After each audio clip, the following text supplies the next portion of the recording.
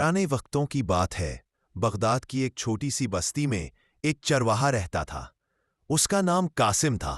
कासिम एक नेक दिल मगर गरीब इंसान था, जो एक छोटी सी झोपड़ी में सब्र और शुक्र के साथ अपनी जिंदगी गुजार रहा था। उसकी जिंदगी का सबसे बड़ा सहारा उसकी बकरियां थीं। कासिम की वालदा का इंतकाल हो चुका था।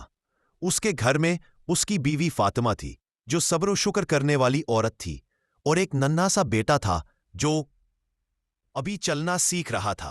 उसके अलावा कासिम का सहारा सिर्फ उसका बूढ़ा बाप था, जो बुढ़ापे और बीमारी के बोझ तले दब चुका था। कासिम का बाप अपनी जवानी में भी चरवाहा रहा था। उसने पूरी जिंदगी बकरियों के रेवड़ के साथ जंगलों, वादियों और चरागाहों में गुजारी थी। उसके चेहरे पर धूप की तपश के निशान थे और हाथों पर सख्त मेहनत की लकीरें, मगर उसके दिल में ईमान और जबान पर हमेशा अल्लाह का जिक्र रहता था। एक दिन कासिम के बाप की तबीयत बहुत बिगड़ गई। कासिम उसके पास बैठा हुआ था और करीब ही उसकी बीवी फातिमा अपने नन्हे बच्चे को संभाल रही थी। झोंपड़ी में हवा का हल्का सा झोंका आ रहा था और फिजा में खामोशी छाई हुई थी। कासिम के बाप ने कमजोर आवाज में कहा, बेटा कासिम, मेरी जिंदगी का चिराग अब बुझने वाला है।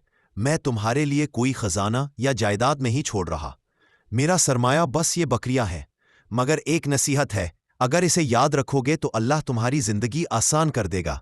कासिम ने आंखों में आंसू लिए कहा, अब्बा जान, आप हुक्म करें। आपकी हर नसीहत मेरी जिंदगी का सहारा होगी। बूढ़े बाप ने ललस्ती आवाज में कहा, बेटा, मैंने पूरी उम्र चरवाही में गुजारी है। एक बात हमेशा दिल पर नक्श रही कि जो शख्स अल्लाह की राह में खर्च करता है, सदका देता है, अल्लाह उसके माल में बरकत डाल देता है और उसे आफतों से बचाता है। अगर तुम चाहते हो कि तुम्हारी जिंदगी सुकून से गुजरे तो सदका देना कभी ना छोड़ना। ये कहकर उसने लंबी सांस ली, लबों पर कलमा जारी किया और कासिम का हाथ थामकर हमेशा के लिए आंखें बंद कर लीं।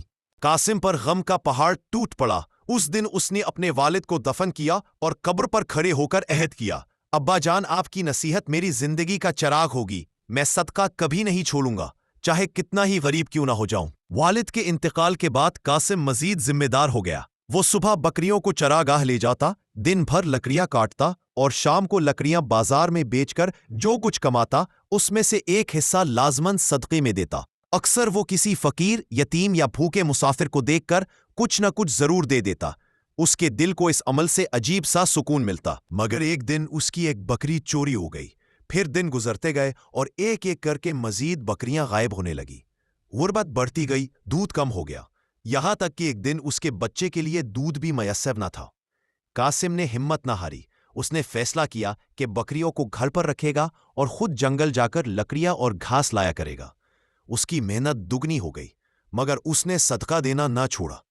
आखिरकार एक दिन अल्लाह ने उसके सब्र और सदक़े का सिला दिया। जंगल में उसे एक दफनशुदा संदूक मिला जो सोने के सिक्कों और जेवरात से भरा हुआ था। सजदे में गिर पड़ा और अल्लाह का शुक्र अदा किया। इसी दौरान वो चोर भी पकड़ा गया जिसने बकरियां चराई थीं और तमाम बकरियां मौजज़ाना तौर पर वापस आ गईं।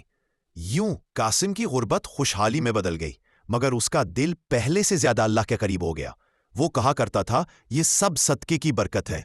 वाकई सदका तकदीर बदल देता है। अगर आपको ये वीडियो अच्छी लगी हो तो प्लीज मेरे चैनल को सब्सक्राइब करें और वीडियो को लाइक जरूर करें।